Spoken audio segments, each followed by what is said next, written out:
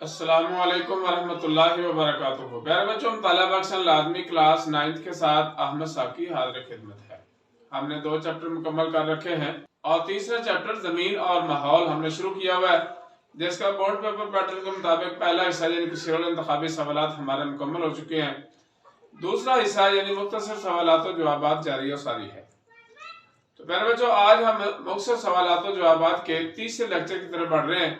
तो आइए चलते हैं, देखते हैं आज के इंतहाई अहम सवाल। प्यारे बच्चों, ये सवाल तो चलते ही रहेंगे। मेरे इस चैनल को सब्सक्राइब कर लें, साथ लगे घंटी के बटन को दबाना मत भूलें, ताकि मेरा हर लेक्चर हर वीडियो पर वक्त आप तक पहुंचे। प्यारे बच्चों, आज का पहला सवाल है सवाल नंबर 21। सहरा को बहावलपुर और सिंध में क्या कहते हैं और सहराई इजला लिखें। यानी कौन से इजला हैं जो सहराई इलाके हैं। बहावलपुर में सहरा को चोलिस्तान या रोही कहते हैं। चोलिस्तान या रोही यानी पंजाब के अंदर बहावलपुर के अंदर सहरा के लिए चोलिस्तान या रोही का लफ्ज इस्तेमाल किया जाता है, जबकि सिंध में सहरा को थार या नारा कहते हैं। थार या नारा। पाकिस्तान का जनूब मशरकी हिस्सा रेगिस्तानी खसूसियात रखता है, जिसमें बहावलपुर, सखर, खैरपुर, सांगड़, मीरपुर खास और थरपारकर के इजला शामिल हैं और ये इलाका ज्यादातर गैर आबाद और बेआबाद है। तो प्यारे बच्चों, ये है सहरा जो बहावलपुर और सिंध जो है, इसमें चोलिस्तान या रोही या फिर थार या नारा कहलाता है। सवाल नंबर 22 है, पाकिस्तान का दूसरा और तीसरा रेगिस्तान कौन सा है। तो पहले बच्चों, पाकिस्तान का दूसरा रेगिस्तान थल है, जो दरियाए सिंध और दरियाए जेहलम के दरमियान वाक़या है। दरियाए जेहलम और दरियाए सिंध का जो दरमियानी इलाका है उसे थल बोलते हैं और ये पाकिस्तान का दूसरा रेगिस्तान है। इसे सतह मुर्तफिया पुठवार भी बोलते हैं इस इलाके को, और ज्यादातर गैर आबाद। जबकि पाकिस्तान का तीसरा रेगिस्तान सहराए खारान बलोचिस्तान के शुमाल मगरब में वाक़या है, जिसमें चागी यानी जिला चागी का कुछ हिस्सा भी शामिल है। तो ये है प्यारे बच्चों पाकिस्तान के 3 सहरा। पहला बहावलपुर और थार यानी चोलिस्तान, रोही, थार या नारा, और दूसरा ये जो जेहलम और दरियाए सिंध के दरमियान में है, और तीसरा जो बलोचिस्तान के अंदर सहराए खारान है। तो ये पाकिस्तान के अंदर 3 रेगिस्तान सहरा मौजूद है। सवाल नंबर 23 है, पाकिस्तान की साहली पट्टी कहां से शुरू होकर कहां तक जाती है। पाकिस्तान में साहली पट्टी जो है वो कहां से शुरू होती है और कहां तक जाती है, यानी पाकिस्तान का साहल कितना लंबा है, कहां से शुरू होता है और कहां तक जाता है।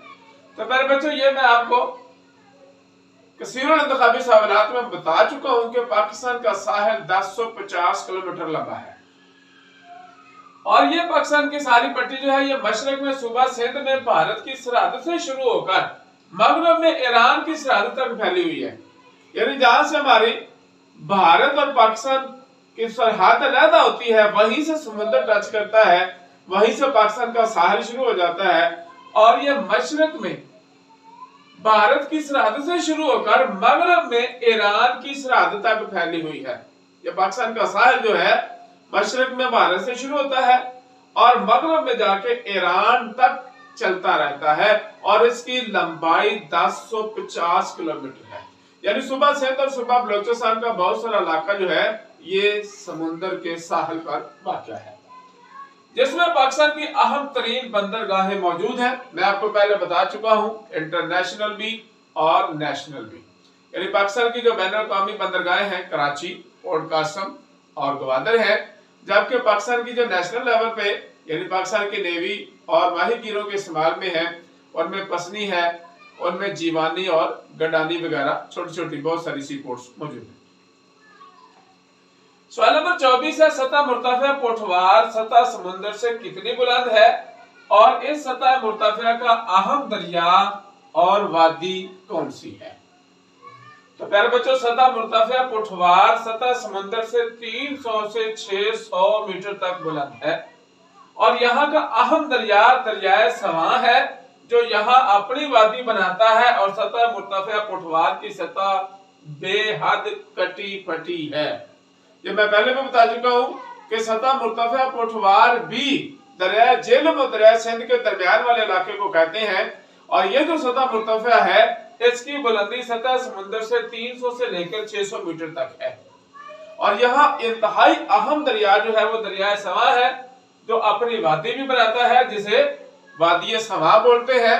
और इसकी सतह जो है वो इंतहाई कटी फटी है, बेहद कटी फटी सतह है इसकी। सवाल नंबर 25, पाकिस्तान में नमकीन पानी की झीलें कहाँ पाई जाती हैं? तो प्यारे बच्चों, सतह मुर्तफिया बलोचिस्तान ज्यादा से ज्यादा 900 मीटर तक बुलंद है, और सूबा बलोचिस्तान के मगरबी हिस्से में नमकीन पानी की झीलें हैं, और यहाँ की सबसे बड़ी झील हामूर मशकील है। यानी पता चला कि नमकीन पानी की झीलें जो है वो पाकिस्तान के सूबा बलोचिस्तान में पाई जाती हैं, और उनमें सबसे बड़ी झील जो है वो है हामूर मशकील। सवाल नंबर 26 है, आबो हवा किसे कहते हैं, और आबो हवा के लिहाज से पाकिस्तान को कितने खित्तों में तकसीम किया गया है? आबो हवा से क्या मुराद है, और पाकिस्तान के आबो हवा के लिहाज से कितने खित्ते हैं? किसी भी मुल्क या इलाके की लंबे अरसे की मौसमी कैफियत की औसत को आबो हवा कहते हैं। एक लंबे अरसे की मौसमी कैफियत की औसत को आबो हवा कहते हैं। यानी उस मौसमी कैफियत का मुतालिया करना, और ये मौसमी कैफियत एक लंबे अरसे की हो और फिर उनकी औसत को निकाले तो वो आबो हवा कहलाती है। मौसमी कैफियत से क्या मुराद है? दर्जा हरारत, बारिश, हवा का दबाव और नमी वगैरह, ये मौसमी कैफियत है। एक लंबे अरसे की मौसमी कैफियत के मुतालिया को, उनकी औसत को आबो हवा कहते हैं। पाकिस्तान को आबो हवा के लिहाज से 4 खित्तों में तकसीम किया गया है। नीम, हारी, बर्री, बुलंद आबो हवा का खित्ता। बुलंद आबो हवा का खित्ता का मतलब है हमारा पहाड़ी इलाकों का खित्ता जो है, बुलंदी वाले पहाड़ी इलाके जो हैं। हारी बर्री कहते हैं, नीम कहते हैं दरमियाना, और बर्री खुश्की वाला इलाका। हारी बर्री मीन जो दरमियानी खुश्की वाले इलाके हैं और बुलंद पहाड़ी इलाके हैं, इससे मुराद वो खित्ता है। यानी हमारे शुमाली इलाका जात या सूबा सरहद जो है, जिसे केपी के कहते हैं, ये सारे का सारा जो है ये पहाड़ियों पर मुश्तमिल है। तो इसलिए नीम हारी बर्री बुलंद आबो हवा का खित्ता, और दूसरा नीम हारी बर्री सतह मुर्तफिया आबो हवा का खित्ता। नीम हारी बर्री सतह मुर्तफिया आबो हवा का खित्ता, यानी जो हमारे पहाड़ों से नीचे सतह मुर्तफिया वाला आबो हवा का खित्ता है। और ये मैं बता चुका हूं कि सतह मुर्तफिया जो है ये ज्यादा से ज्यादा 900 मीटर तक होती है, और इसकी एवरेज 150 मीटर होती है। तीसरा है नीम हारी बर्री मैदानी आबो हवा का खित्ता, यानी ये जो शुमाली इलाका जहां से लेकर जनूबी इलाका जहां तक दरिया सिंध का बलाई मैदान है, हमवार इलाका जो है, इसे मैदानी आबो हवा का खित्ता कहते हैं। और नंबर 4 हारी साहली आबो हवा का खित्ता, साहले समंदर के साथ साथ का जो खित्ता है। तो ये पाकिस्तान के अंदर आबो हवा के लिहाज से 4 खित्ते पाए जाते हैं। सवाल नंबर 27 है, कारेज से क्या मुराद है? कारेज कहाँ पाई जाती है और क्यों पाई जाती है? देखने में 3 सवालात हैं। तो प्यारे बच्चों, कारेज जमीन दोज नालियों को कहते हैं। जमीन दोज मीन जो जमीन के नीचे हों, जमीन के नीचे जो नालियां बनाई जाती हैं उन्हें जमीन दोज कहते हैं, अंडरग्राउंड कह सकते हैं आप। तो जमीन दोज नालियों को कारेज कहते हैं। नंबर 2, कारेज सूबा बलोचिस्तान में पाई जाती है। नंबर 3, कारेज पानी को अमले तबखीर से बचाने के लिए बनाई जाती है। यानी कारेज जो है ये अंडरग्राउंड इसलिए बनाई जाती है ताकि पानी जो है वो वेपोरेशन के जरिए अमले तबखीर या बुखारात बनकर उड़ ना जाए, क्योंकि बलोचिस्तान के इलाके में बारिशें ना होने के बराबर हैं। और जब बारिशें होती हैं तो उनको गहराई वाली जगह पर पानी को जमा कर लिया जाता है। उस पानी को जो जमा किया होता है दूर तक पहुंचाने के लिए پھر انڈر گراؤنڈ نالیوں کے ذریعے سے پہنچایا جاتا ہے تاکہ پانی پہلے کم ہے اور عمل تبخیر سے جو موجود ہے وہ بھی اڑ نہ جائے۔ تو عمل تبخیر سے پانی کو اڑنے سے بچانے کی خاطر بلوچستان کے علاقے میں کاریز بنائی جاتی ہیں۔ سوال نمبر 28 ہے گلیشیئر کسے کہتے ہیں اور پاکستان کے چند اہم گلیشیئرز لکھیں۔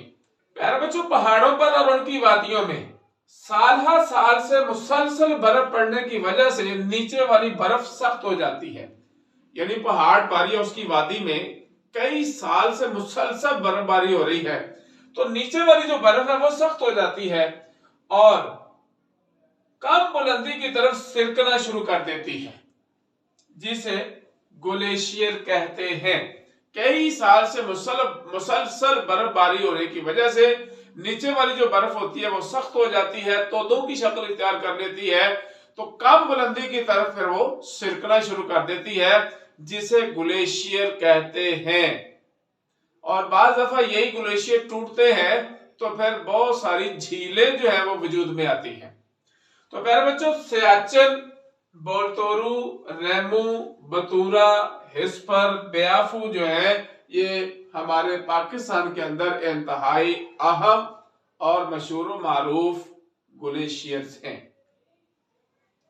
سوال نمبر 29 ہے گلیشیئرز کے ٹوٹنے پھوٹنے سے کون کون سی جھیلیں وجود میں آئی ہیں، یعنی ان گلیشیئرز کے ٹوٹنے کی وجہ سے کون کون سی جھیلیں جو ہیں وہ وجود میں آئی ہیں۔ تو پیارے بچوں، گلیشیئرز کے ٹوٹنے پھوٹنے سے تازہ پانی کی کئی جھیلیں وجود میں آ گئی ہیں، مثلا سیف الملوک ہے، یہ گلیشیئر کے ٹوٹنے سے وجود میں آئی ہے۔ اسی طرح شندور ہے، اسی طرح ست پارا ہے۔ یہ تینوں بڑی اہم حیثیت کی حامل ہیں جو گلیشیئرز کے ٹوٹنے کی وجہ سے جھیلیں بن کر وجود میں آئی ہیں۔ سوال نمبر 30 ہے دریائے سندھ کے مشرقی اور مغربی معاون دریا کون کون سے ہیں، یعنی دریائے سندھ کے مشرق کی طرف سے کون سے دریائے اس میں شامل ہوتے ہیں اور دریائے سندھ کے مغرب کی طرف سے کون سے دریائے اس میں شامل ہوتے ہیں۔ تو پیارے بچوں، مشرقی معاون دریاؤں میں بیاس، ستلج، راوی، چناب اور جہلم، یہ دریائے سندھ کے مشرقی معاون دریا ہیں جو اوپر والی طرف سے آتے ہیں، یعنی دریائے سندھ کے بلائی میدان کو سیراب کرتے ہوئے آ رہے ہیں۔ اور مغربی معاون دریاؤں میں شیوک، شگر، گلگت، کابل، پنجگور، کرم، ٹوچی اور گومل شامل ہیں۔ تو پیارے بچوں، یہ دریائے سندھ کے مشرقی اور مغربی معاون دریا ہیں جن کا پانی دریائے سندھ تک پہنچتا ہے اور پھر دریائے سندھ جو ہے وہ باقی علاقے کو سیراب کرتے ہوئے ڈیلٹائی میدان سے ہوتے ہوئے ڈیلٹائی علاقے سے ہوتے ہوئے سمندر میں چلا جاتا ہے۔ پیارے بچوں، یہ تھے آج کے انتہائی اہم 10 سوالات۔ آج ہمارے انشاءاللہ العزیز 3 لیکچر مکمل ہوئے۔ امید ہے کہ پہلے لیکچر اور پہلے سوالات کی طرح آج کے اہم سوالات بھی آپ آسانی سمجھ چکے ہوں گے۔ پیارے بچوں، میرے تمام لیکچرز بر وقت حاصل کرنے کے لیے میرے اس چینل کو سبسکرائب کر لیں، ساتھ لگے گھنٹی کو بٹن کو دبانا مت بھولیں۔ پیارے بچوں، اپنے کمنٹس کا اظہار، اپنے خیالات کا اظہار ضرور کیا کریں تاکہ مجھے پتہ چلتا رہے کہ آپ کو کہاں تک میرے تمام لیکچر جو ہے وہ سمجھ آ رہے ہیں، اور اگر کہیں کو کمی کوتاہی ہے تو وہ بھی مجھے بتاتے رہا کریں تاکہ اس کو درست اور اس کی اصلاح کی جا سکے۔ السلام علیکم ورحمۃ اللہ وبرکاتہ۔